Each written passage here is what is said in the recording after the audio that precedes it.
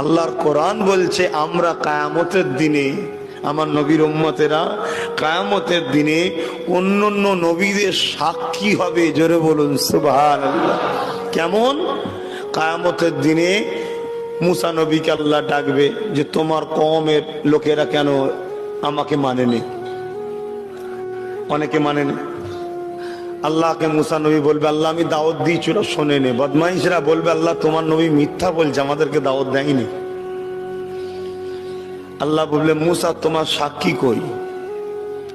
ইব্রাহিম নবীকে আল্লাহ ডাকবেন আমাদের আব্বাজান, অন্যান্য নবী সবাইকে ডাকবে, শুধু আমার নবীকে আল্লাহ ডাকবে না যে তোমার উম্মত কেন আমাকে মানেনি। এটা আমার নবীর জন্য স্পেশাল। সব নবীকে আল্লাহ জিজ্ঞেস করবে। তো এই সময় সমস্ত নবীর আওয়াজ দেবে উম্মতে মুহাম্মাদি, তোমরা বলো না তোমাদের রসুল কি তোমাদেরকে শোনায়নি আমাদের কথা?